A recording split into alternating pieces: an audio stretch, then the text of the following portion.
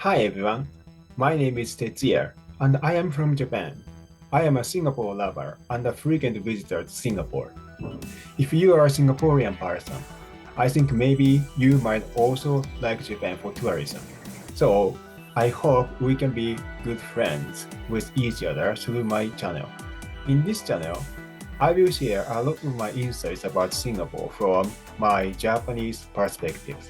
Sometimes I simply talk about what are impressive and interesting about Singapore, and often I will involve my comparison insight between Singapore and Japan to clearly explain the interesting differences between the two countries.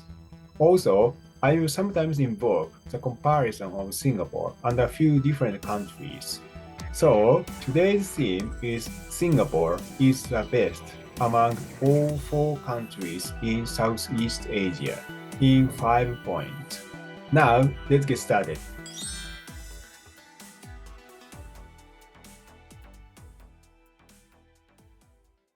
The first point about what is the best about Singapore is about the driving etiquette.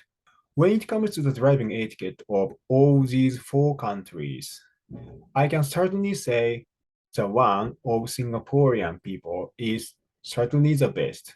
Even though most people I have met in Thailand, Malaysia, and Indonesia are really nice and kind. When it comes to the driving etiquette of the people in these three countries in general, it is pretty rough and dangerous quite often to my eye. As far as I have experienced, all my friends in these three countries drive really or relatively good. But when I see other local people in general, some of them drive often dangerously, like driving too fast in narrow places, cars and motorcycles getting too much close to each other while they are both running. They don't use indicators when they go into another lane of the road. They don't use an indicator to turn right or left, etc. In fact, out of these four countries, as far as I know, some Japanese companies don't allow their Japanese employees to drive in these three countries. But still, those companies allow driving in Singapore. So Singapore is the only country the Japanese employees can drive freely out of these four countries. As a background is because of the good driving etiquette of Singaporean people. As for the percentage of the Japanese companies that allow their employees to drive only in Singapore, I am not so sure because there is not such data, but I guess a lot of Japanese companies do the same way for the same reason. So if I add scores to each country, including Japan as a reference, the scores become this way in my personal opinion. Now, let me move on to the next point. So what's the next point? Well, it's something associated with the previous point, the priority mindset of pedestrians. In Singapore, pedestrians are well protected. Out of these four countries, it looks Singapore is the only country where pedestrians have priority over cars. When traffic lights are green for both automobiles and pedestrians, automobiles always slow down and stop at a sufficient distance from pedestrians. That's why pedestrians can always feel safe and can cross the road safely. Pedestrians are weaker than automobiles when crossing with each other. So, in my personal opinion, it is better for automobiles to care for pedestrian safety. Also, at zebra crossings without traffic lights, in Singapore, there are always these poles constantly flickering. When pedestrians approach zebra crossings, automobiles also slow down and stop until the pedestrians finishing crossing the zebra crossings. At here as well, pedestrians in Singapore can safely and comfortably walk.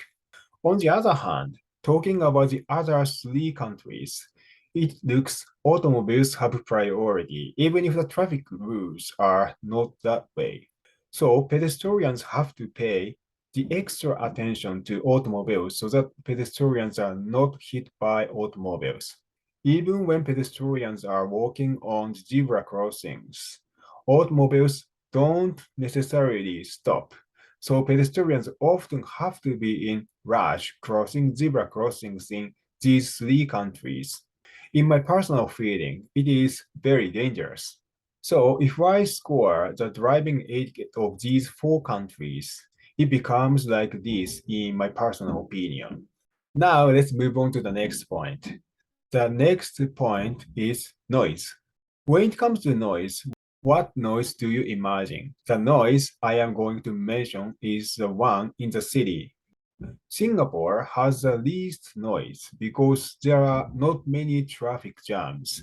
People don't keep horning. Indonesia has the biggest noise out of these four countries. A lot of motorcycles cause noise. People horn anywhere around so frequently. The crowded roads are generally noisy. So inside the city is very, very noisy. As for Thailand, people generally don't horn often. But the traffic jams cause a lot of noise and also much less, but still a lot of motorcycles cause noise. In case of Malaysia, the noise level is much better than in the previous two countries, but not as quiet as in Singapore because of rough driving, less maintained cars, and slightly more bumpy roads. So if I score these four countries and if I give a higher score for less noisy place, it becomes like this, in my personal opinion. The next best thing about Singapore is sidewalks. In Singapore, whenever I walk, I can find sidewalks even on a narrow street. So it is possible for pedestrians to walk along the road safely. It is not only in the central area of the city, but literally anywhere in Singapore where there is relatively a lot of traffic. In addition to just simply the sidewalks, there are impressively a lot of sidewalks covered with roofs all around Singapore. That's why even if it is raining, unless it is extremely heavy, it is possible to walk around using the sidewalks in wide areas. The roofs also prevent the strong sunshine in Singapore, so they are really useful all the time while we are walking on the sidewalks. Talking about the sidewalks in these three countries, in all countries, there are certainly sidewalks in the city centers, so there is no problem with walking. But once it is away from the city centers, as long as I remember, in Malaysia, there are often roads without sidewalks, even though there is a lot of traffic. So at that time, it is pretty dangerous to walk along the roads because automobiles are running next to me. In case of Indonesia, there are roads without good sidewalks, but normally because there are traffic jams, automobiles move slowly. So it is often not that dangerous. As for the roofs above sidewalks, as far as I remember, Malaysia has sidewalks with roofs sometimes, but not as many as in Singapore. Indonesia normally doesn't have roofs, if I am not mistaken.